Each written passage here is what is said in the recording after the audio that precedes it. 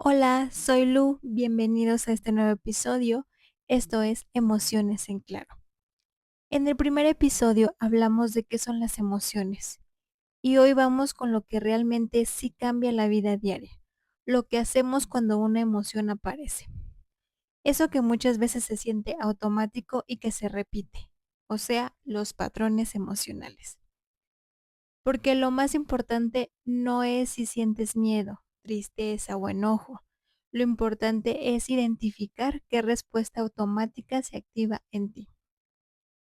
Recordemos que una emoción suele aparecer de forma rápida y automática. Tú no eliges que lleguen, lo que sí puedes entrenar es lo que pasa después, cómo respondes, cuánto dura y qué haces con eso. Recuerda que a ese proceso se le llama regulación emocional. Un patrón emocional es tu forma habitual de responder cuando aparece una emoción. No es solo lo que haces por fuera, también incluye lo que pasa en tu mente, en tu cuerpo y qué tan rápido vuelves a la calma. En pocas palabras, es tu piloto automático. Entonces, vamos a ver cómo se construye un patrón. Primero, tiene que aparecer un disparador, o sea, una situación, algo que pasa. Puede ser una situación de crítica, de silencio, error o rechazo. Entonces aparece una evaluación o interpretación. Tu mente le da un significado. En una situación de crítica, pues puedes sentir me están atacando. O en una situación de error o rechazo, puede pensar me van a dejar. O en una situación de silencio, soy un fracaso.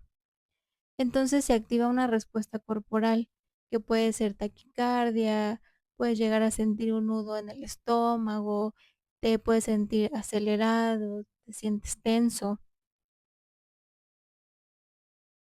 Y entonces aparece el impulso, que es esa urgencia de hacer algo para manejar lo que sientes. Y que a través de ese impulso es la estrategia que tú aprendes. O sea, si tu impulso es huir, pelear, congelarte, complacer o controlar, el impulso define la estrategia que aprendes. Puede ser evitar, suprimir, explotar, buscar seguridad. Y la estrategia que tú aprendes es para bajar el malestar. Pero después llega la consecuencia inmediata. ¿Que cuál es esa? Pues baja la ansiedad y te sientes con control. O sea, hay un alivio rápido. Pero ¿cuál es el costo a mediano plazo? Que a veces ese alivio trae efectos secundarios. Se puede empezar a dañar una relación, puede aparecer la culpa, puede presentar insomnio, inclusive se genera más ansiedad. Entonces, como hubo un alivio inmediato, el cerebro aprende, esto me funciona y lo repite. Esto explica por qué muchos patrones se vuelven automáticos, porque alivian en el momento aunque no siempre ayuden después.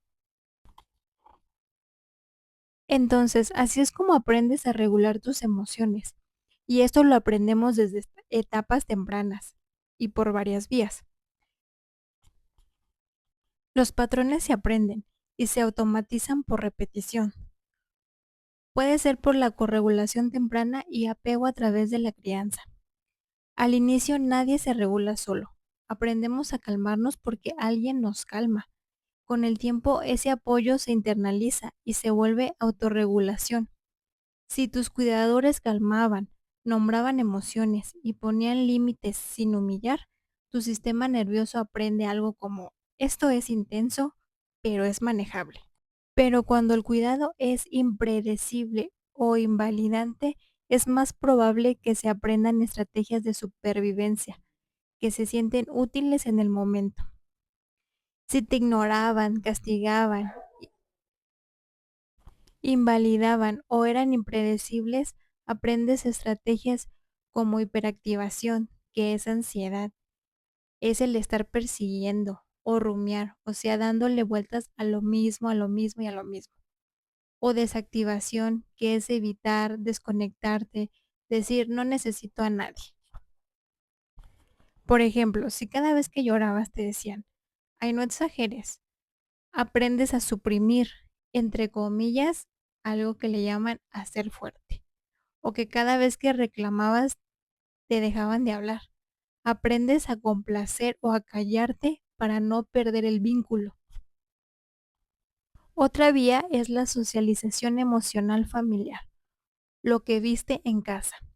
A veces no aprendemos con palabras, sino por lo que observamos que hacen, el cómo respondían los adultos a nuestras emociones y cuáles de ellas se premiaban o cuáles se castigaban.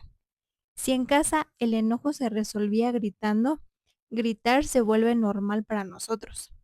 Si el conflicto se castigaba con silencio, aprendes la evitación. Si todo se tragaba y se hacía como si nada pasara, reprimir se vuelve algo normal. En conjunto, si había drama, culpa, silencio castigador, eso se vuelve tu idioma emocional. La familia es un motor central. Es como la escuelita del aprendizaje de regulación emocional, aunque nadie lo haga de forma consciente. También está el aprendizaje por alivio inmediato. Muchos patrones se mantienen porque producen alivio rápido, que esto es un refuerzo negativo. Repites una conducta porque te quita una sensación desagradable, una situación de ansiedad, de tensión o incomodidad. Tu cerebro aprende por consecuencias. Si al explotar te hacen caso, explotar se refuerza porque te está funcionando. Si al callarte se calma el problema, callarte se refuerza. Si rumiar te da sensación de control, esto se vuelve un hábito. Por eso el cerebro lo vuelve a usar.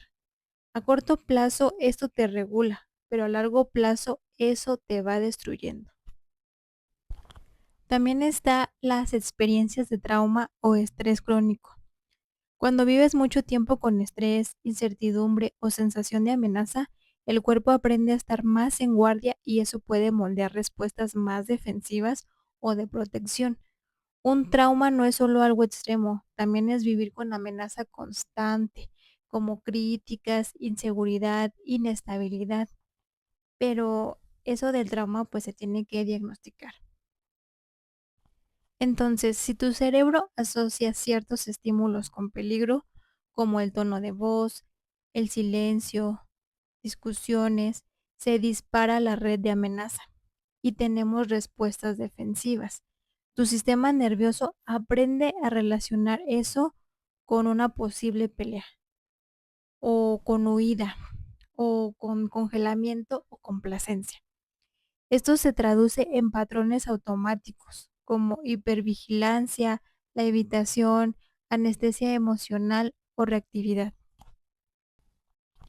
Por ejemplo, si en tu historia el silencio predecía el abandono o regaño, hoy el silencio activa alarma y te empuja a buscar certeza. ¿Cómo? Busca certeza a través de un mensaje o insistiendo en algo o controlando.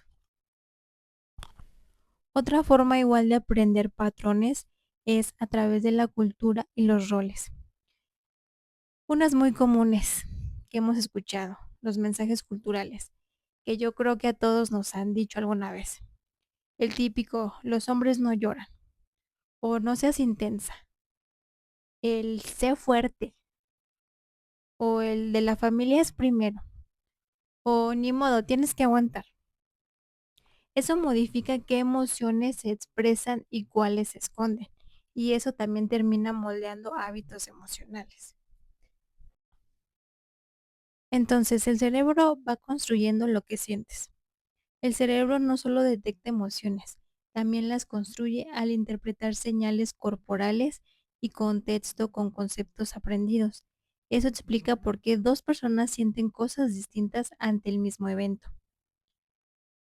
Ahora, algo también que tiene que ver con los patrones es el temperamento y la biología, que estos entran como en una fase de modulador. El temperamento es como tu configuración de fábrica emocional y conductual, o sea, la manera biológicamente influida en que tu sistema nervioso reacciona. Esto no decide el patrón, pero sí influye en el volumen, qué tan intenso sientes, qué tan fácil te activas y qué tan rápido vuelves a la calma. El temperamento suele definirse como diferencias individuales en reactividad y autorregulación, influenciadas por la biología y las experiencias. El temperamento se nota desde la infancia y es relativamente estable, pero el ambiente lo puede llegar a moldear.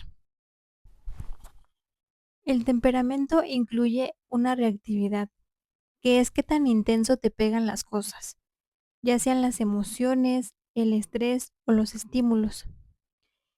Qué tan rápido te activas, qué tanto sientes y cuánto puede tardar en bajar eso que sientes. Y hay un umbral de la activación que es qué tan fácil te detonas, con poco o con mucho. Incluye cuánto tardas en estar ok, qué tan sensible eres a la crítica, al rechazo, al ruido, a los cambios o a la incertidumbre. Qué tan impulsivo eres, si te frenas antes de actuar o reaccionas rápido. Si te cuesta como que entrar en una situación, si te da pena, si necesitas tiempo para agarrar confianza y abrirte, o si eres impulsivo, ¿no? Respondes rápido y después piensas y analizas lo que dijiste. O si eres un poquito más regulado, te alteras, pero vuelves a tu centro con facilidad. ¿Y esto hacia qué va enfocado? Más hacia la calma, al optimismo, hacia la preocupación o la irritabilidad. Ahora, el temperamento no es lo mismo que el carácter, que la personalidad o los patrones emocionales. El carácter es lo que tú eliges y eso lo vas entrenando. Es tu parte voluntaria y moral, como los valores, la disciplina, los hábitos, las responsabilidades, el cómo decides actuar aunque sientas otra cosa.